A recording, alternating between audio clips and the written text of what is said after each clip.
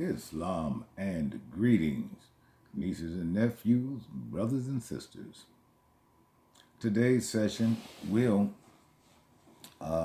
be on more Bonafides and general knowledge. I'll begin with the Bonafides, of course. Now, as I have told you all, I am a retired clinical psychologist and a university professor, teacher, etc.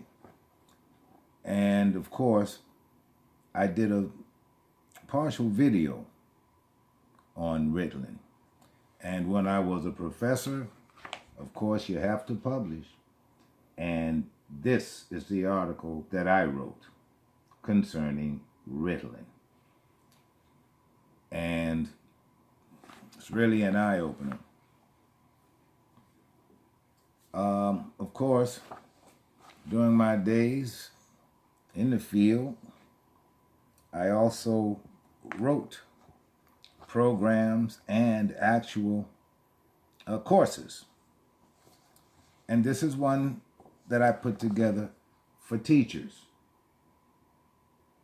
This is what I put together for teachers. And while the schools were paying me $20,000 per school,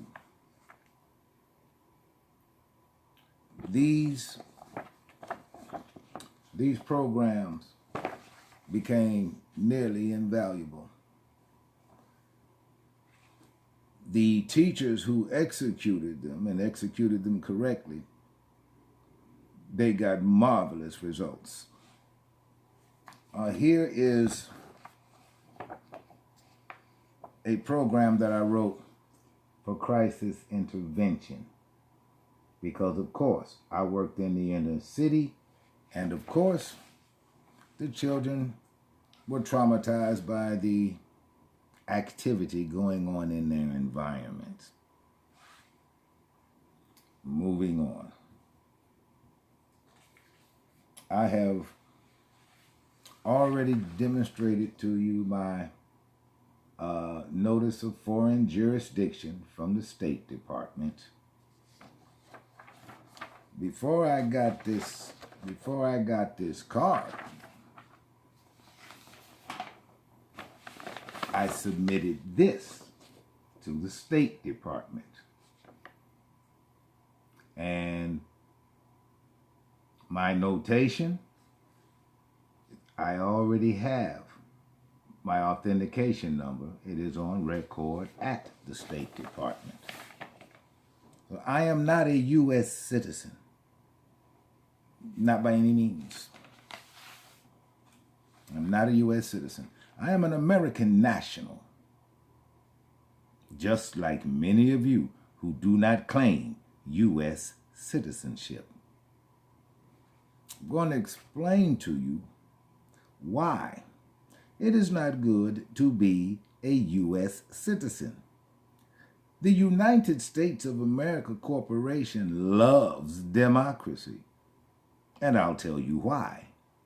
Because it gets to use you as the surety for all of its debts. That's why the United States wants to spread democracy all over the world to make the people slaves to whatever nations subscribe to the democratic way of life. So I must share this with you. While I was doing my research at the National Archives, and I was going through everything that occurred in Havana in 1928 with the Prophet and all of the other representatives who were there,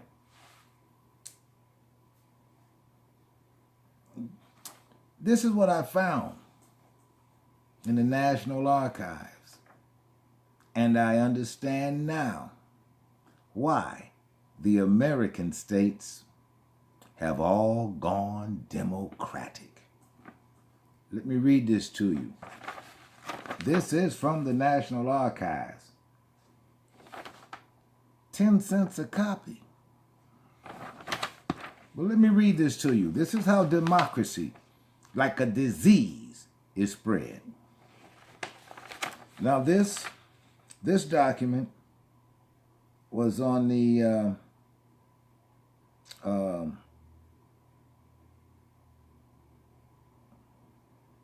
okay. This was a resolution which was offered up to the American states. And it goes like this. Resolved to recommend to the American republics whose laws may contain other principles. Well, you bet they do. That they revise their laws so as to permit the organization of stock companies without stating either the amount of their capital nor of their shares. This is the birth certificate. It is the beginning of democracy. And democracy, let me break the word down for you. Demo means people. It's a peoplecracy, whereby, let me go on. I'm going to show you. Because you see, Latin America did not have a democracy. It did not have that at the time the prophet went to Havana. Okay. Neither the amount of their capital nor of their shares, and which shares may be divided into several kinds of shares with different rights as regards voting and other management acts, and also as regards limited or non-limited participation in the firm's assets and in the profits. That means what belonged to you actually belongs to them, and in the profits mean when you work and you pay taxes, they are taking your profits. That they facilitate the mortgaging of future property. That means get new babies' birth certificates. Subjecting its effectivity only to the acquisition of such property, meaning the birth certificate affects only the baby the bond was made out for, and to the registration thereof. And birth certificates are registered, aren't they? Or other formalities which do not require the consent of the debtor. That would be you. They don't need your consent to take your car, to take your house, take your ink pen, because what belongs to you belongs to them. That's democracy for you. And do not require the consent of the debtor, that they permit the issuance of various kinds of bonds and other obligations. This is when the American states adopted that birth certificate nonsense, using the people as the surety, because they have now become corporations. They are no longer nations of people. And another thing, you have never needed a passport to visit another nation of people. Passport came out in the 1800s. And that is when democracy was being spread like a plague across the plane of earth. And the passport, it's a visitor's badge. Because now you're leaving one corporation going to another. And they must identify you because you are not of them. See? See our democracy in action. But let me finish this.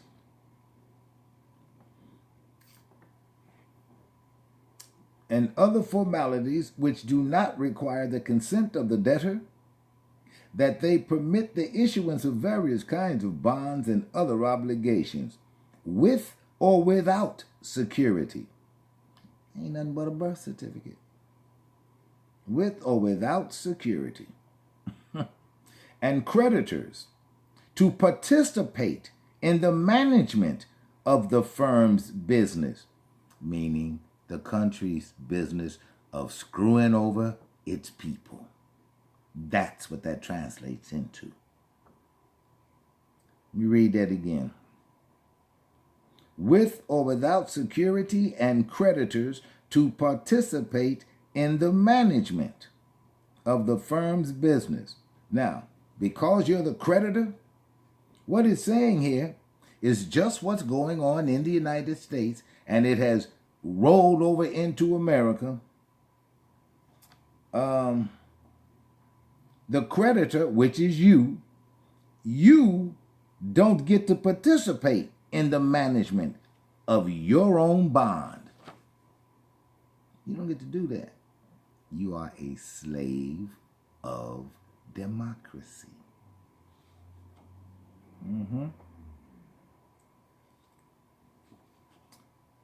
With or without security and creditors to participate in the management of the firm's business, or not. Just as is seen fit. So they do whatever they want to with your birth certificate. That is why on the back of your real one, which is yay long, on the back of your original birth certificate, which is kept in the delicate document vault of the biggest bank in the town where you live, if they're not all shipped off to the Treasury. On the back of your birth certificate is a list of banks where your bond is being traded around the world and you don't get a dime, and it's yours. Has your name on it. If it weren't for you, it could not exist. How do you like being a Democrat, living in a democracy? Super, ain't it?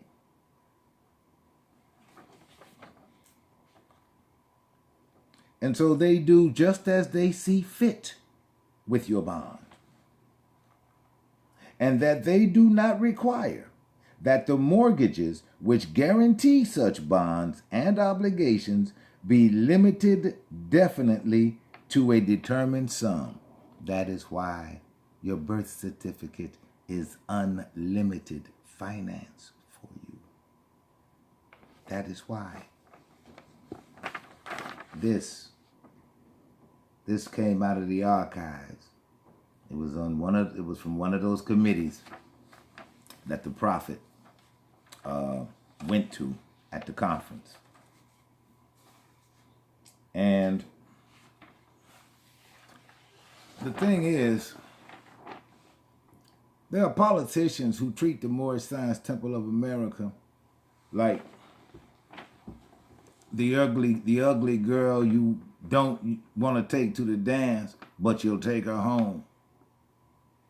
And here's an example of what I'm talking about. This. Let me read this to you. Mayor Stephanie Rawlings Blake, designating January 8th through the 15th, 2012, as Moorish American Week in Baltimore. Moorish Americans are the descendants of the ancient Moabites, Hammatites, and Canaanites, and were permitted by the... all right, that's some... But, you see, she put the seal and everything on here. So, that is one of the main reasons that Temple Alhambra's ongoing campaign is to change the character of the Moorish Science Temple of America. And I'll tell you a true story. while I'm down in Washington fighting for these jughead Moors and their posterity, let me share with you what they were doing here in Egypt. I came home in 2010. I had two sheiks with me from back east. And we came to Chicago. I hooked up with some of the brothers here. And they took us to places they thought we needed to see. I know I did, because I was on a fact-finding mission. I came home to see just how jacked up these biscuit-head Negroes have torn down the Prophet's temple. It was bad enough before I left. They did even worse things to it. At any rate, I showed these Moors some degrees, just little stuff, because I knew they knew no science and would not know how to correctly employ anything more advanced than what I gave them. And here is how that went. After the visit to Chicago was over, I went back to Maryland to finish battling with Rome on behalf of these chuckle-headed Moors and their posterity. While I'm doing that, there were Moors here in Chicago who were doing everything they could to fuck my name up before I even came home to go to work. And let me tell you how they did that. Those tiny degrees that I gave those Moors,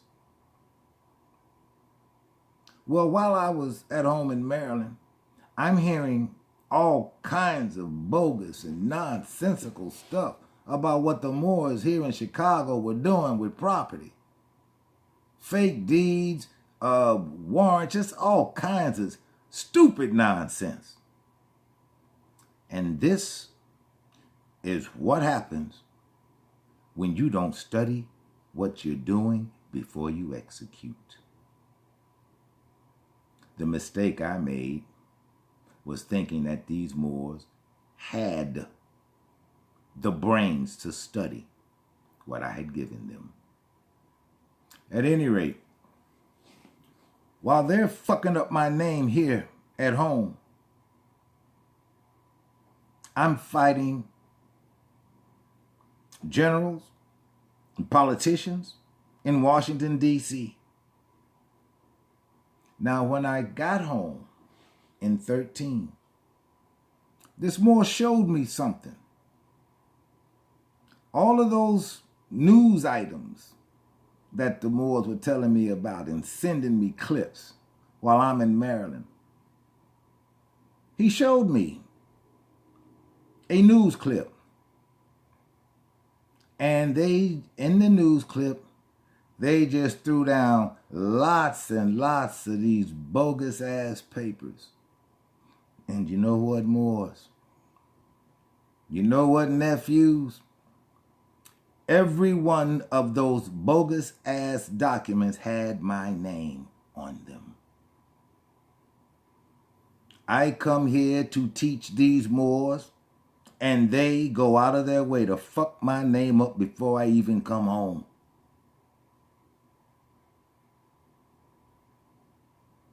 They forged my name on all of those bogus-ass documents.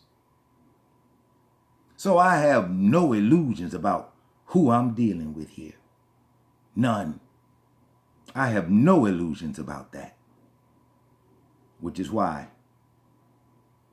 I am not interested in anything that these lazy-ass dirty Moors have to say about anything I do, because they have done nothing except argue among themselves about where the hell a home office is. Well, I settled that. It's Temple Alhambra, for good and all, because Temple Alhambra owns the Moorish Science Temple of America, And beginning next year, it is going to sue any temple operating under that name. It will sue any temple operating under the name the Moorish Science Temple of America because it is owned now. And you use that name only by permission. And the only way you get permission is when you are established by Princeanaelbey and placed in a proper place. Not some place that you just pull out of your ass like Elbey. You just pull names out your ass. And you want to set up temples everywhere. Not anymore. Not anymore. So yes, the Moors here tried to damage me before I even got back home to do the work. Well, it's not just home. While I was in Maryland, I went up to Baltimore. And I knew some of the Moors up in Baltimore. And this sister had an idea. But I thought it was a great idea. Well, this Moor who went with me, he thought it was a good idea too. Now, mind you, I'm an honorable man. And I expect when a man comes to me, I expect for him to be an honorable man as well. This particular Moor in Baltimore, we checked that. I got into a bit of a dispute with some people inside this particular building. Now, the Moor who was with me, once the police showed up, he went across the street. And then he came back across the street. And I'm standing there talking to this amalgamated Moor cop out of Baltimore. And then the Moor comes back across the street. And he's standing there trying to talk to me. Cop asked him one time, "Are you with this gentleman? Do you know him?" His answer was no. So as we were standing there, well, the Moor, he's just standing there mute, like he's got nothing to say. He told the cop, "I was just walking by and I came over to see what you all were talking about." That's what he told that cop. And the cop asked him a second time, "Are you with him? Are you all together?" And again, the Moor said no. And we stood there. Finally, we're almost at the bottom of this. We have almost got the situation settled. The cop asked him a third time, "Are you with this man? Do you know him?" And for the third time, he told that cop no. So I have been denied 3 times.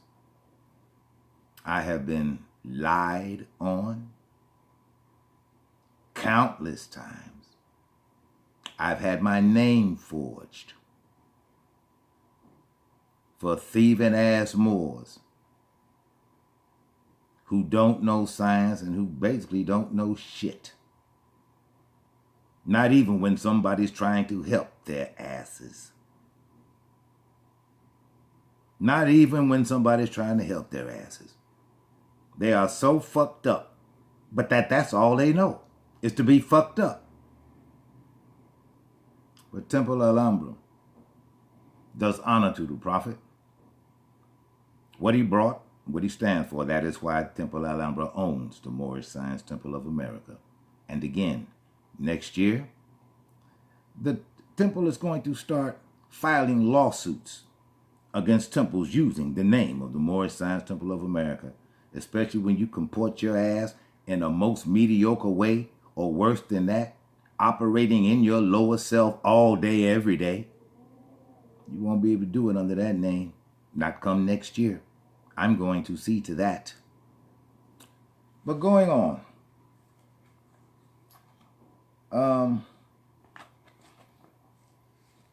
Here,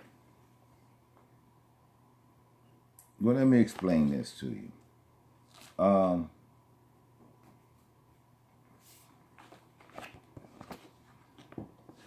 I was in my early 20s, maybe 23, 24 years old, I shut down Standard Oil of California. These are quotes. These are quotes. Everything underlined is quotes from me. And let me tell you what was occurring.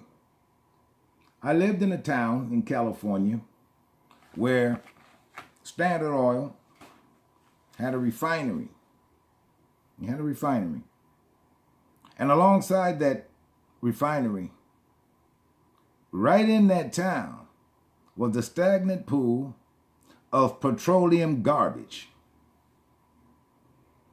The problem became my problem as I was talking to my neighbors in the neighborhood. And I'm noticing 2- and 3-year-old babies contracting cancer. I needed to know why.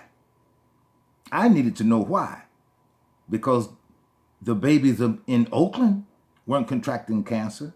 The babies in San Francisco weren't contracting cancer.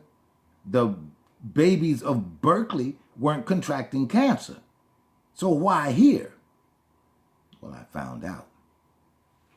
It was the Standard Oil refinery.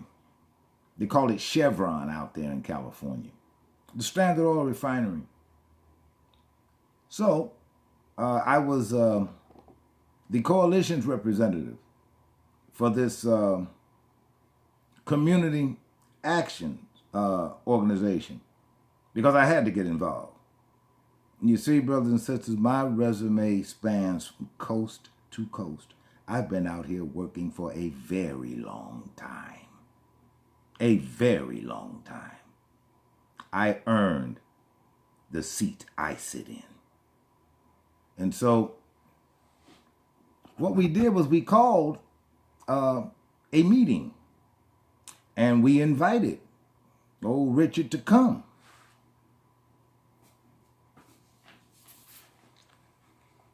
This is that meeting. This is that meeting. And I was the chairman of that meeting. Richard didn't come himself. He sent lackeys. That's not who I invited to talk to these parents and the people of this community. I didn't request any lackeys. And since they're the ones who showed up, I knew what I was going to do. But of course, we had to have a committee meeting. And I let them know what I was going to do. At the time, I was the coalition's representative because I was a union man. I was a cement finisher, cement mason, a builder. And at that time, well, I'm talking with cats who run cement mixers. And what I did was I went over to Oakland, the International Brotherhood of Teamsters, and I told them what I was doing and what was happening. Well, a lot of those Teamsters are family men. They have children. They empathized with this. And this is what happened. Once the Brotherhood was on board, I went back and made my report to the executives of the organization. And that very next day, now those tanker trucks that you see running all up and down the highways in California, they primarily come out of a couple of places, and one of them is Richmond, California refinery. Well, that first day, the boys come in, they get their rigs, they pull over to the hopper, they fill those rolling gas cans with fuel, with gasoline, and they go to the gate and they sit. They sit. They sit. And when the next shift of guys come on, all they did was get up in the seats and sit. On the third day, I get to the office after school, and I got a call from Richard. He wants to see me now. Now he wants to see me. Could it be because you're paying those Teamsters union wages and all they're doing is sitting there at your exit gate with all of those trucks full of gasoline and cars running out of gas in Southern California? Now you want to see me. Well, that's all we wanted in the first place, Richard. But it took this to get your attention. And all we want you to do is clean up that shit you got sitting next to your refinery, because it's killing our children. It's killing our children. And that is one way to really raise my ire.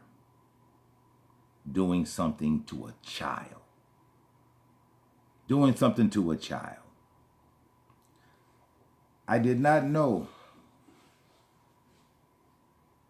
how vehemently I hated that until one day, me and my guys, we walked into a village, and I guess some Marines were mopping up. And we went in there, and my guys, you know, the heads are always on a swivel. So my guys are going in there and just checking stuff, you know. We just happened to run into them because we were supposed to meet some more people in about that same area. We were just passing through. And a couple of my guys, they heard whimpering coming from a hooch. And when he kicked the door open, there were the 12 and a 13-year-old Vietnamese girls and 4 Marines running a train on those children. That's when I realized just how badly that affected me. Because I went and found the lieutenant and I told him what his men were doing. Now that's called a war crime. That's a war crime. But they were never prosecuted. Well, well, these guys were, but overall, in country, hazard of war. I ain't buy it, but it's the way it was. And the lieutenant seemed kind of nonchalant about it. Well, he was a butterbar. What the hell did he know? And I told him to get his RTO on our location. The radio man came, and I called my boss, and he had some choppers fly in. And one chopper had those little girls on it. And they took the girls to medical at Phuket. We were close to there. We were close to the Phuket. And that other chopper, I took them 4 fuckers to the jail up at Long Bend. War's over for you. Because you just started another one. I don't like seeing bad things done to children. That's pretty much my limit. Because that's the future. And these fucking grunts fuck these little girls up for life. Ruin their lives forever. That's not something I can just stand by and watch. And speaking of children, before I got my doctorate, I had a business. Actually, had a business, and my business would, put out a newsletter every now and then, and in these newsletters would be things that could assist people and their psychology. So that's where that was.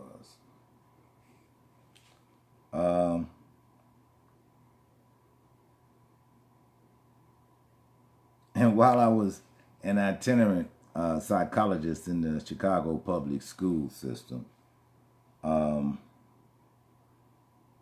developed some programs, sold them to the school, and they were primarily for the teachers and the students, especially this particular program.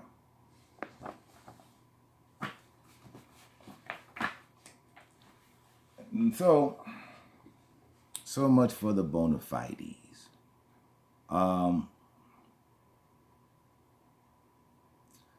When I come back, and I will be back, I will have some more general knowledge for you.